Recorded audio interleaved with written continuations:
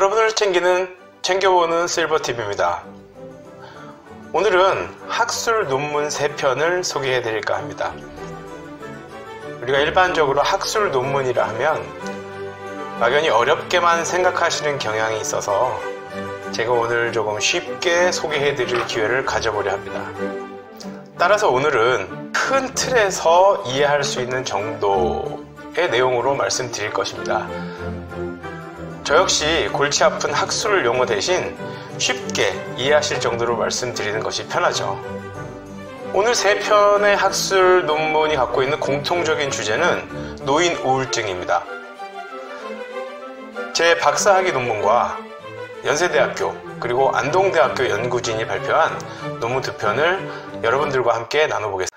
시카고의 교외 지역과 시카고시 안 시 지역에 사는 65세 이상의 121분의 한인 이민 1세를 대상으로 이루어진 연구였습니다.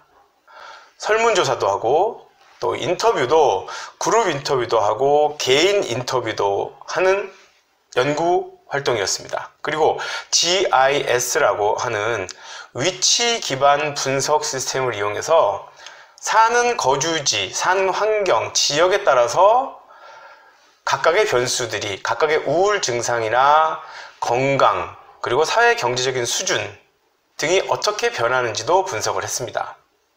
연구 결과를 말씀드리자면 교외 지역에 사시는 분들이 시내 지역에 사시는 분들에 비해서 사회 경제적 환경과 본인의 건강에 대한 인식이 더 높고 강했으며 아무래도 우리나라가 아닌 타향살이를 하시는 어르신들이다 보니 언어 문제로 우울감을 느끼는 경우가 매우 잦았습니다.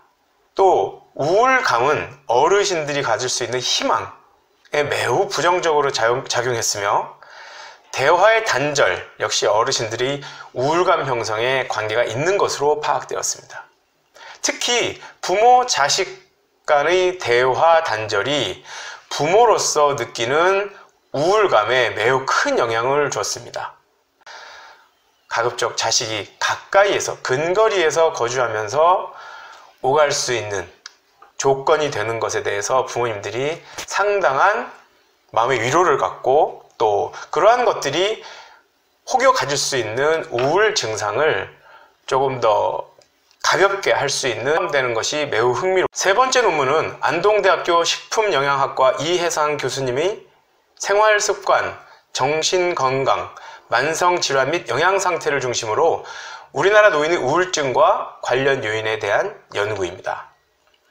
노인의 우울증 예방 프로그램을 개발하는 데 기초 자료로 제공하고자 2014년 제6기 국민건강영양조사 자료를 사용하여 65세 이상 노인의 우울 여부와 건강 관련 생활습관, 정신건강, 만성질환 및 영양 섭취 상태와의 관련성을 분석했습니다. 연구 결과를 요약해 보겠습니다. 65세 이상 노인 중 우울군의 비율은 25% 정도였고 유병률은 남성에 비해서 여성이 거의 2배 이상 나타나는 것으로 파악되었습니다. 교육 수준이 우울증에 유의미한 영향을 미친다고 나타났습니다.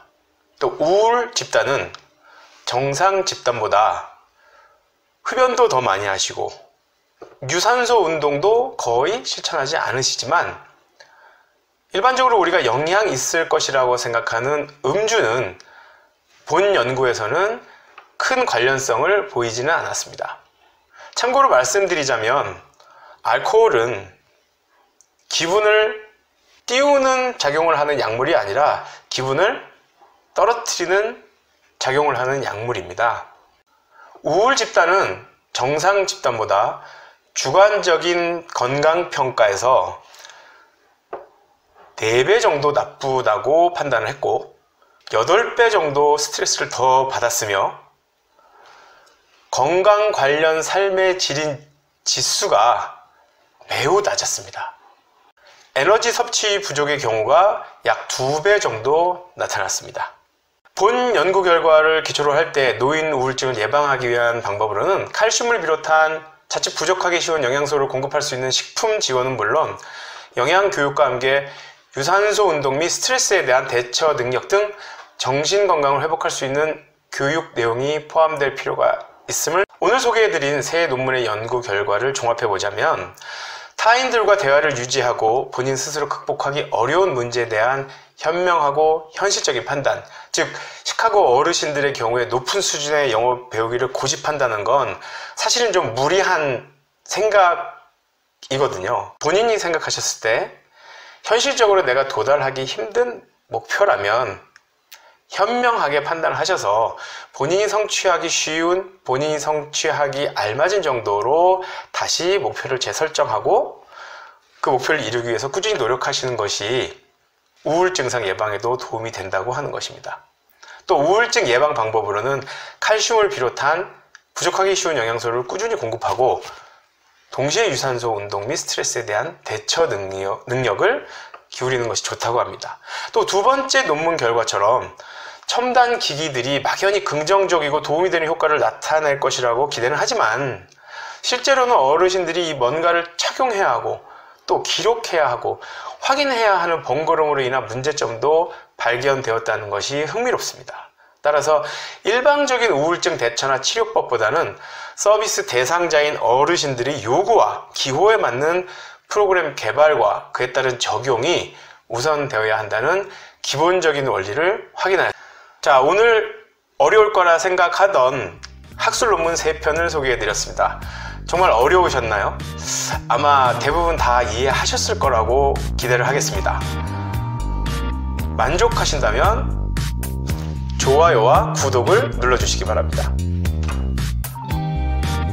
앞으로 한 달에 한 번이나 2번 정도씩은 이런 학술 논문을 여러분들과 함께 나눌 수 있는 기회도 꾸준히 갖도록 하겠습니다. 그래서 이론과 실제 사이의 간격을 우리 스스로 줄일 수 있는 그런 기회를 종종 갖도록 하겠습니다.